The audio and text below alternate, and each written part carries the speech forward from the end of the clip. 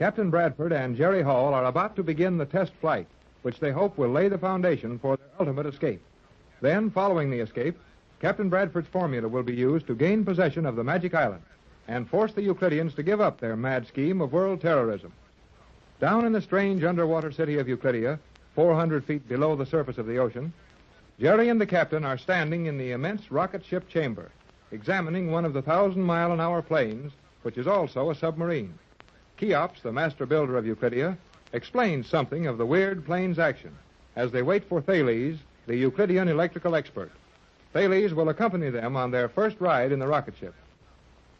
I sure wish that fellow Thales would hurry up and get here. I'd like to take a ride in this thing. Are you going along, Cheops? Naturally. As the master builder of Euclidia, my place is with this rocket plane while it is being tested. Thales is responsible for the electrical impulses used. G47 for the mechanics of the whole.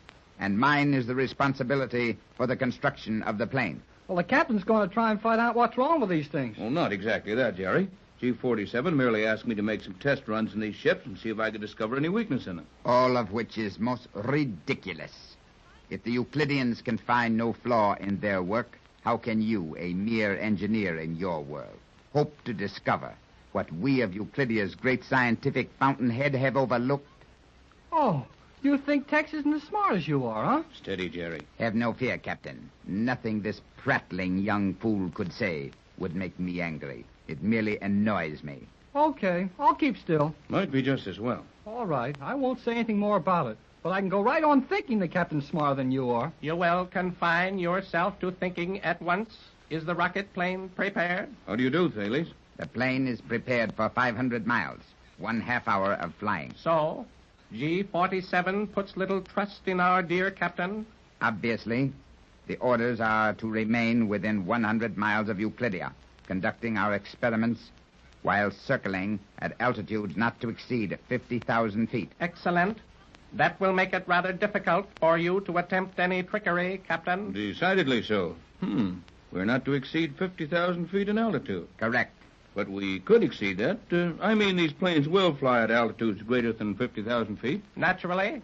These rocket planes cannot attain their maximum speed until they reach the rarefied atmosphere above 50,000 feet. Golly whiskers. What did you say? Oh, nothing. That is probably true. Well, gentlemen, if you've amused yourselves sufficiently at our expense, I suggest we get along with this cruise. Agreed. Thales, will you enter your compartment? I will.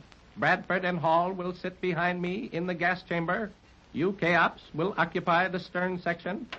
I want to see everything that goes on. Can I watch it all from here? Easily. Though these interiors give the impression of considerable size, most of that is used for fuel storage and instruments. Well, I'd say there was a big weakness there. You can't carry much of a payload in one of these things. That is indeed worthy of consideration, but perhaps you forget the cruising radius? Yeah, you don't have to carry very much when you can travel 1,000 miles an hour for 10,000 miles. That's true enough, son.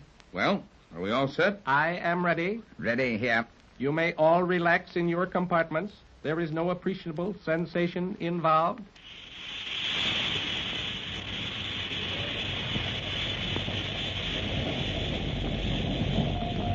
What's going on now? We are now moving down an incline into the lock. Must be plenty of pressure on that lock at this depth. As we enter the lock, it will be closed about us and raised to within 5 fathoms of the surface.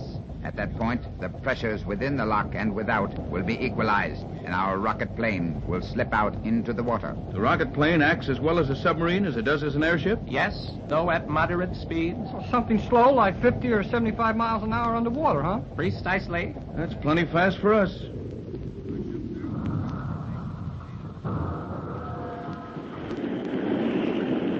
The lock is now being filled with water. In a few seconds, we will be on our way to the surface. Is it all right if I ask a question? Anything within reason will be answered. Well, this is a mighty good question, I think. How does this lock get up to the surface with us? You just beat me to it, Jerry. I was going to ask that. The process is quite obvious. The lock is now full. The walls of this lock are air chambers. These will carry us to the desired depth. But how does it work after we get up there? I will open this visibility slide. You may then see the operator in the lock. Gee, look, Tex. There's a fellow in the corner of the lock with a lot of instruments and gadgets around him. Yep, we're going up. I suppose it's all very simple to you, but I don't understand half I see around here. How does the lock get back down here again after we leave it? That is very simple, Captain Bradford. The air chambers are flooded, and the lock sinks slowly. How do you control the return to the landing ramp we've just left? The giant Euclidean magnets will pull the lock back into position, and these locks may be used at any of the ramps, as their only contact with the ramp is electrical. Boy, this is sure something, isn't it, Tex? It sure is, Jerry. What would the folks back home think of this one?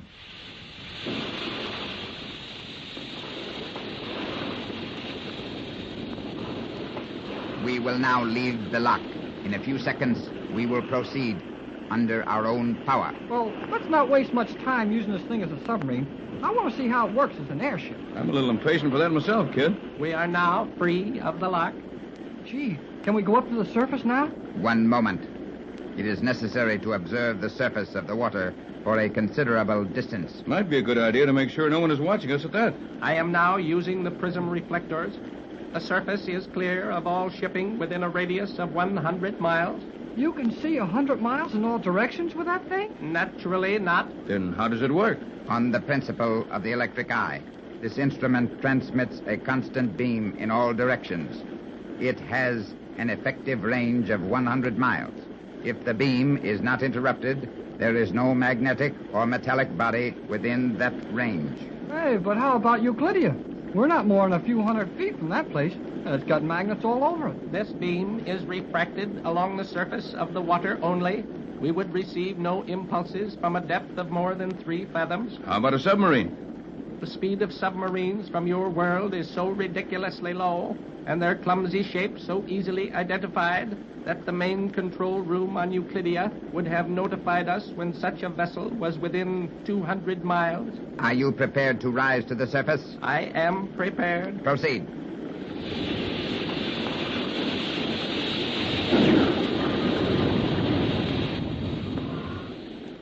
Gee, now what's happened? We are now lying on the surface of the water. Did you close that visibility slide? I can't see a thing.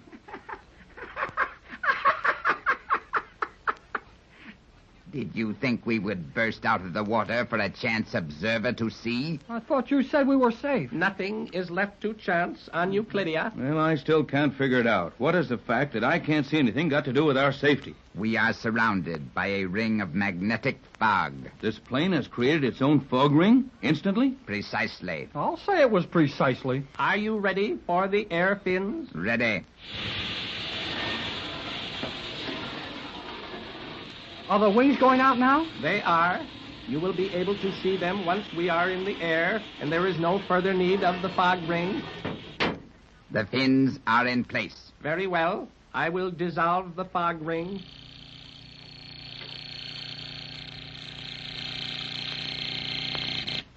Gee, Tex, look, the fog's gone. Yes, Jerry. It didn't take long. We are ready for a test flight. I will make such explanations as may be required. Thales, you will navigate. Right. We rise.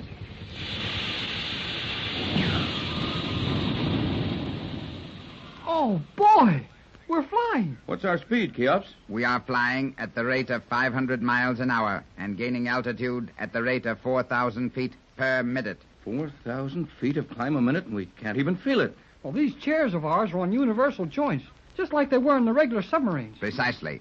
Now, if you will watch this instrument panel before me, you will note our progress as I increase our speed to 800 miles an hour and our rate of climb to 10,000 feet per minute.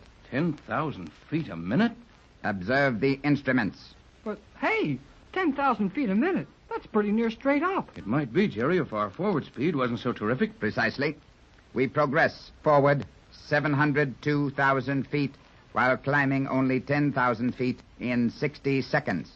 Therefore, our actual rate of climb is something less than 15 degrees. Yes, it all sounds very simple when you figure it like that.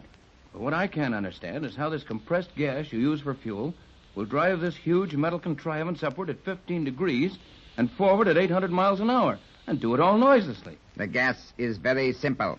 You are quite aware that hydrogen is inflammable, and therefore Under proper conditions, also explosive. Sure, we know that. We merely admit the air through tubes in the nose of the plane. This is properly mixed with a free agent, which I must decline to reveal to you.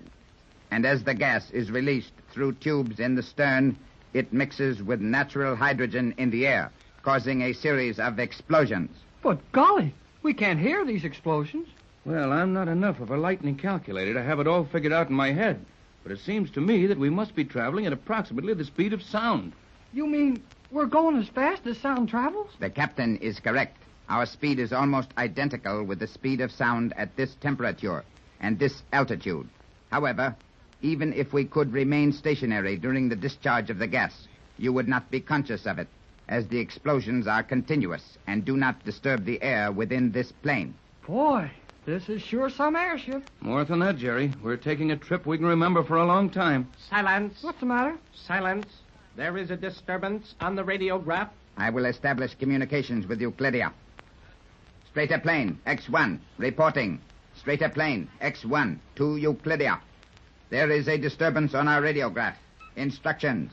Waiting for instructions. What's this liable to mean? It might mean a number of things, though in all probability, our course has been crossed by another Euclidean craft. The beam to Euclidia is clear. Precisely. That course signal is steady, but this instrument continues to register disturbance. That can mean but one thing. There is another flying machine of some type on our course, and at greater altitude. We will remain at this course, come what may.